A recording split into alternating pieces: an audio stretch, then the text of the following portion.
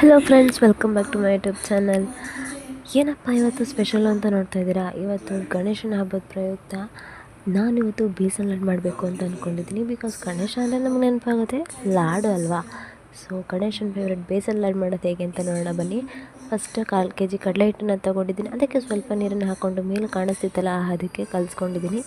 ಆ ಹದಕ್ಕೆ ಕಲಿಸ್ಕೊಂಡಿದ್ದಾದಮೇಲೆ ಒಲೆನ ಹಚ್ಚಿ ಅದಕ್ಕೊಂದು ಬಾಣಲಿನ ಇಟ್ಟು ಆ ಬಾಣಲಿನ ಸ್ವಲ್ಪ ಕಾಯೋದಕ್ಕೆ ಬಿಟ್ಟು ಅದಕ್ಕೆ ಸ್ವಲ್ಪ ಎಣ್ಣೆನ ಹಾಕಿ ಎಣ್ಣೆನ ಕಾಯೋದಕ್ಕೆ ಬಿಡಬೇಕಾಗುತ್ತೆ. ಬಿಕಾಸ್ ನಾವು ಲಾಡನ್ನ ಕರ್ಕೋಬೇಕಾಗುತ್ತೆ. ಲಾಡು ಪ್ರಿಪೇರ್ ಆಗಬೇಕು ಅಂದರೆ ಫಸ್ಟು ಕಡಲೆ ಹಿಟ್ಟನ್ನು ನಾವು ಕರ್ಕೊಂಡು ರೆಡಿ ಮಾಡ್ಕೋಬೇಕಾಗುತ್ತೆ. ಸೊ ಎಣ್ಣೆನ ಕಾಯೋದಕ್ಕೆ ಇಟ್ಟಿದ್ದೀನಿ. ಇನ್ನೊಂದು ಕಡೆ ಪಾಕನೂ ರೆಡಿ ಆಗಬೇಕಲ್ವಾ. ಅದಕ್ಕೋಸ್ಕರ ಪಾಕನ ರೆಡಿ ಮಾಡ್ಕೊಳ್ಳೋದಕ್ಕೋಸ್ಕರ ಒಲೆನ ಹಚ್ಚಿ ಅದ್ರ ಮೇಲೆ ಒಂದು ದಬ್ರೆನ ಇಟ್ಟು ಅದಕ್ಕೆ ಒಂದು ದೊಡ್ಡ ಲೋಟ ಆಗೋಷ್ಟು ನೀರನ್ನು ಹಾಕಿ ಅದಕ್ಕೆ 1/4 kg ಸಕ್ಕರೆನ ಹಾಕಿ ಅದನ್ನು ಚೆನ್ನಾಗಿ ಮಿಕ್ಸ್ ಮಾಡ್ಕೋಬೇಕಾಗುತ್ತೆ.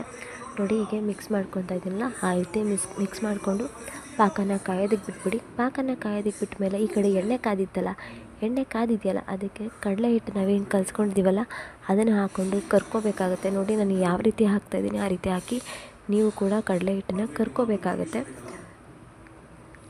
ನೋಡಿ, ಈ ರೀತಿ ಹಾಕಿ ಕರ್ಕೊಳ್ಳಿ. ನೋಡಿ, ಅದು ಬೆಂದಿದೆ ಆಲ್ರೆಡಿ.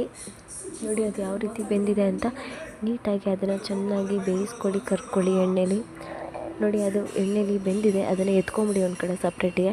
ಅದನ್ನು ಎತ್ಕೊಂಡಿದ್ದಾದಮೇಲೆ ಈ ಕಡೆ ಪಾಕ ಏನು ರೆಡಿ ಮಾಡ್ಕೊಂಡಿದ್ದೀವಲ್ಲ ಆ ಪಾಕಕ್ಕೆ ಸ್ವಲ್ಪ ಏಲಕ್ಕಿ ಪುಡಿ ಹಾಗೆ ಸ್ವಲ್ಪ ಅರಿಶಿನ ಪುಡಿ ಹಾಕ್ತಾಯಿದ್ದೀನಿ ನಾನು. ಬಿಕಾಸ್ ನಾವು ಕಲರ್ಸ್ನ ಯೂಸ್ ಮಾಡಲ್ಲ. ಕಲರ್ ಆರೋಗ್ಯಕ್ಕೆ ಒಳ್ಳೆಯದಲ್ಲ ಅನ್ನೋ ಕಾರಣಕ್ಕೆ ನಾವು ಕಲರ್ನ ಯೂಸ್ ಮಾಡೋದಿಲ್ಲ. ಸೊ ನಾನು ಸ್ವಲ್ಪ ಅರಿಶಿನ ಪುಡಿನ ಹಾಕಿ ಅದನ್ನು ಮಳ್ಳೋದಕ್ಕೆ ಬಿಟ್ಟಿದ್ದೀನಿ. ಪಾಕನ ಕಾಯೋದಕ್ಕೆ ಬಿಟ್ಟಿದ್ದೀನಿ. ಈ ಕಡೆ ಎಣ್ಣೆ ಏನಿತ್ತಲ್ಲ ಅದಕ್ಕೆ ನಾವು ಕಲಸಿಟ್ಕೊಂಡಿರೋಂಥ ಕಡಲೆ ಹಿಟ್ಟನ್ನ ಪೂರ್ತಿನ ಹಾಕ್ಕೊಂಡು ನಾವು ಅದನ್ನು ಕರ್ಕೋಬೇಕಾಗುತ್ತೆ. ಕರ್ಕೊಂಡಿದ್ದಾದ್ಮೇಲೆ ಅದನ್ನು ತಟ್ಟೆಗೆ ಹಾಕಾದ್ಮೇಲೆ ಅದನ್ನು ಜಾರಿಗೆ ಹಾಕ್ಕೊಂಡು ನೋಡಿ, ಮೇಲೆ ಕಾಣ್ತಿದೆಯಲ್ಲ ಆ ಹದಕ್ಕೆ ಪೂರ್ತಿ ನುಣ್ಣಗೂ ಅಲ್ಲ, ಪೂರ್ತಿ ತರ್ತರಿ ಆಗೋಲ್ಲ, ಆ ರೀತಿ ಅದನ್ನು ಸ್ವಲ್ಪ ರುಬ್ಕೋಬೇಕಾಗುತ್ತೆ. ಅದನ್ನು ರುಬ್ಬಿದಾದಮೇಲೆ ಸಕ್ಕರೆ ಪಾಕ ಏನು ರೆಡಿಯಾಗಿರುತ್ತಲ್ಲ ಆ ಸಕ್ಕರೆ ಪಾಕಕ್ಕೆ ಹಾಕಿ ಮಿಕ್ಸ್ ಮಾಡಿ ಸ್ವಲ್ಪ. ನೋಡಿ, ಈ ರೀತಿ ಚೆನ್ನಾಗಿ ಮಿಕ್ಸ್ ಮಾಡ್ಕೊಳ್ಳಿ. ಮೇಲೆ ನಾನು ಹೇಗೆ ಮಿಕ್ಸ್ ಮಾಡ್ತಾಯಿದ್ದೀನಿ ನೋಡಿ, ಆ ರೀತಿ ಮಿಕ್ಸ್ ಮಾಡ್ಕೊಳ್ಳಿ ಚೆನ್ನಾಗಿ. ಅದು ಮಿಕ್ಸ್ ಆಗ್ತಾ ಇರುತ್ತೆ ನೋಡಿ, ಚೆನ್ನಾಗಿ ಮಿಕ್ಸ್ ಆಗ್ತಾಯಿದೆ. ಸಕ್ಕರೆ ಪಾಕ ಎಲ್ಲ ನೀಟಾಗಿ ಮಿಕ್ಸ್ ಆಗೋಗಿ ಮಿಕ್ಸ್ ಮಾಡಿ. ಹಾಗೆ ಅದಾದಮೇಲೆ ಅದಕ್ಕೆ ಸ್ವಲ್ಪ ತುಪ್ಪನ ಹಾಕ್ಕೊಳ್ಳಿ. ನಾನು ಜಸ್ಟ್ 2 ಸ್ಪೂನ್ ಹಾಕ್ತಾಯಿದ್ದೀನಿ. ನೀವು ಎಷ್ಟು ಬೇಕು ನೋಡಿ ನೀವು ಹಾಕ್ಕೊಳ್ಳಿ. ನೀವು ತುಪ್ಪ ಜಾಸ್ತಿ ತಿನ್ನೋರಾದರೆ ಜಾಸ್ತಿ ತುಪ್ಪ ಹಾಕ್ಕೊಳ್ಳಿ.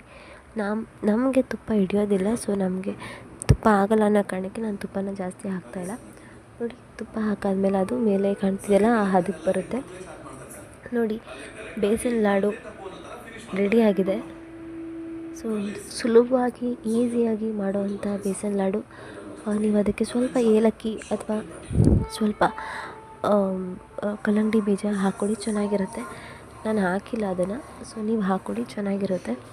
ನೋಡಿ, ಬೇಸನ್ ಲಾಡು ಚೆನ್ನಾಗಿ ರೆಡಿಯಾಗಿದೆ. ನಿಮಗೂ ಕೂಡ ಇಷ್ಟ ಆದರೆ ಮನೇಲಿ ಟ್ರೈ ಮಾಡಿ ನೋಡಿ. ಇಷ್ಟ ಆದರೆ ಕಮೆಂಟ್ ಮಾಡಿ. ಒಂದು ಸರಿ ಇದನ್ನು ಮಕ್ಳಿಗೆ ಮಾಡಿ ನೋಡಿ, ಮಾಡ್ಕೊಂಡು ಕೊಡಿ. ಮಕ್ಳಿಗೂ ತುಂಬಾ ಇಷ್ಟ ಆಗುತ್ತೆ. ಒಂದು ಸರಿ ಟ್ರೈ ಮಾಡಿ ನೋಡಿ ಮನೇಲಿ. ಸೊ ಈಸಿಯಾಗಿ ಸುಲಭವಾಗಿ ಮಾಡೋಂಥ ಬೇಸನ್ ಲಾಡು ರೆಡಿ.